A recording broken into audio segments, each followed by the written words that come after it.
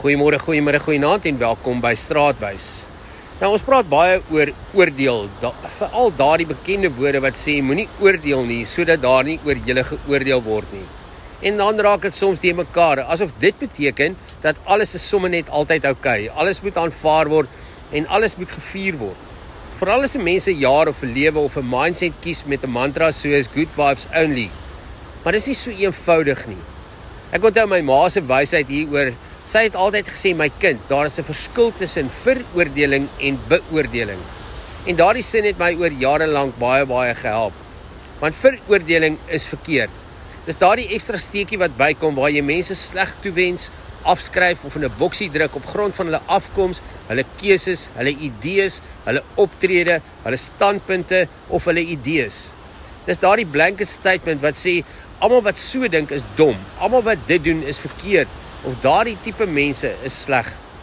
Veroordeling laat geen ruimte vir menswees nie. Geen beweging nie, geen groei nie, geen genade nie.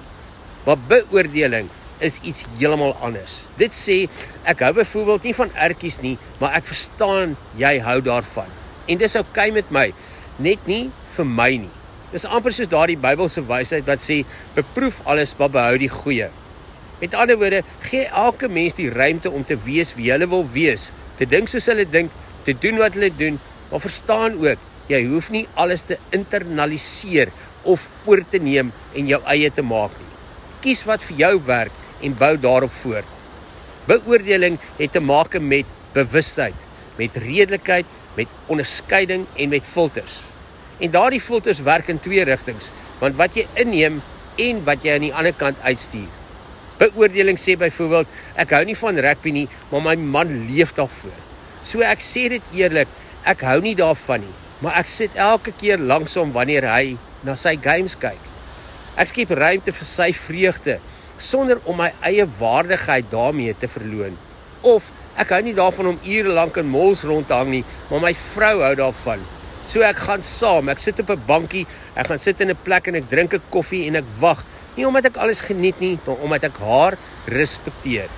En dis die fyn, maar diep verskil tussen beoordeel en veroordeel. Beoordeling sê, hier is my grens, my smaak en my keuse. Veroordeling sê, jy is verkeerd omdat jy anders is en dink as ek. En dink net 'n oomblik, hoe anders sou die wêreld gewees het? Hoe anders sou verhoudings gevoel het?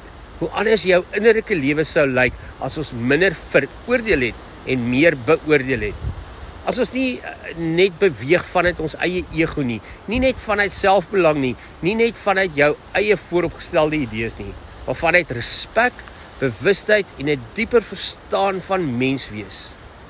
En dis nie good vibes only wat ek hiervan praat nie, dis ware vibrasies. Dis daardie menswees waar jy met waarheid, met grense en met genade optree, nie net teenoor jouself nie, maar teenoor almal rondom jou. So ek hoop jy 'n wonderlike dag en tot ons weer saam stap, mooi loop.